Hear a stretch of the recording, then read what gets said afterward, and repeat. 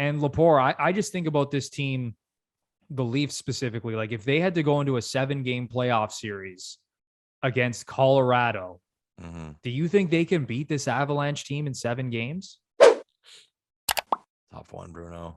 I mean, I said a few weeks ago on this podcast that things are different for me this year in the way that there would be no team I would be surprised if the Leafs beat, and I would put them at least at a 50-50, if not put them as a slight favorite against any team in the National Hockey League based on what I've seen this year. And you mentioned the possession numbers. Sit back and watch the Leafs. Actually pay attention when you watch a game. They almost always have the puck. It is watching a Leafs game, and someone comment down below if you disagree with me, but I sit down and watch a Leafs game. They're in the offensive zone. They're moving it around, snapping it around, attempted shot on goal, scoring chance. Team comes back the other way. It's quickly dismantled. Off the Leafs go to do it again. That is the routine. And that's a compliment to my favorite hockey team, but that's what I'm seeing. And to that point, it seems the Leafs, kind of like in that Edmonton game, when they do get scored on, they get scored on off the rush because they always have the puck. Well, what happens? It does happen in hockey. You get caught and the team comes back the other way. Actually, both goals in the Oilers game were like that, if I remember correctly. But I was slapped in the face a little bit watching this Colorado team. And I mean, it's one game. And I'm not making excuses. I mean, the Leafs didn't have Marner, but again, not an excuse. You were up 4-1. But to watch this Colorado team, it's the whole thing of when you pick a team to win the Stanley Cup, you kind of look back and say, okay, can I see a team beating this team 4 times? Or can I see this team losing 4 times out of 7 to anyone? And that's a loaded team. That is a loaded team. There's questions in goal. They have some questions in goal. Their goaltending hasn't been the greatest. Maybe that could be their Achilles heel. But I think if there's one thing other teams, the fan bases of other teams can hang on to, is that they haven't done it yet. They're similar to the Leafs in the way that they haven't really broken through. So, I mean, people chirp the Leafs and their mentality and in what goes on inside the ears of those players. I mean, Colorado has been a contending team, or what's been looked at as a contending team for some time now, and they haven't been to a conference final. And I always point to different things or different situations that happen in hockey. And I kind of make the joke, like, well, what if that happened to the Leafs? Like, I always look back to, remember a few years ago when Vegas blew that lead in Game 7 against San Jose? Was it a 4-goal third period lead or a 5-goal third period lead on those? 3-0 going into the third. And there was that controversial penalty. Like that. There's that controversial penalty, but still, I mean, you blew that lead and lost. I've said, oh, imagine that happened to the Leafs. Like, no one even remembers it because it happened in the Vegas San Jose series, but Leafs fans would still be crying about it if it happened today. Last year, Colorado, they looked like the team to beat. They looked like you called them a buzzsaw earlier on. They looked like they were a buzzsaw on their way to the Stanley Cup. They were up 2-0 to a good Vegas team that most people thought was the only team in the West, or the only team in the bracket, the way it was going, who could stop them. And they blew a 2-0 series lead. And in a few of those games, they looked really bad.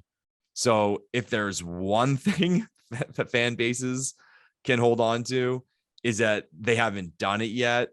So hopefully for other teams, Colorado just can't mentally get over the top.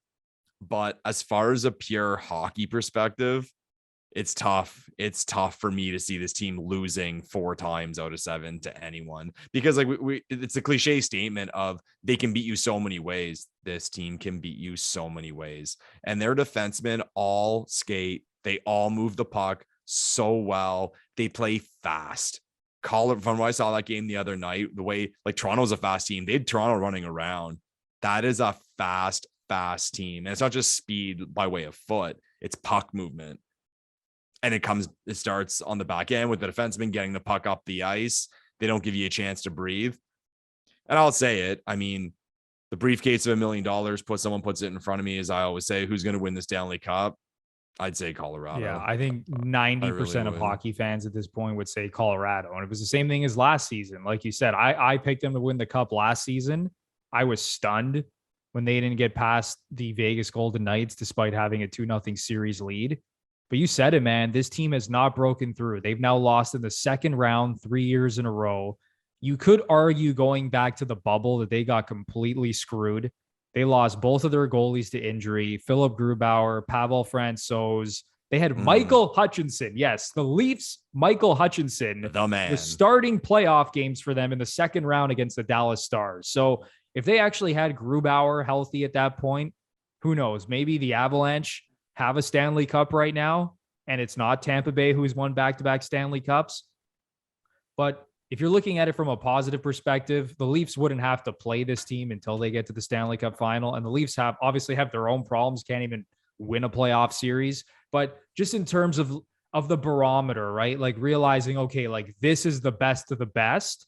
And when you see the Leafs, and to be fair, the Leafs beat this team 8-3 earlier in the season. Now, I know Colorado was missing some guys, and it wasn't a perfect picture of what both teams were. I think you saw what Colorado is now because 49 shots on goal, just absolutely relentless from the drop of the puck. I think that's the real Colorado Avalanche team. Just stop right there, Bruno. Stop right there. Let's remove ourselves as Toronto Maple Leafs fans.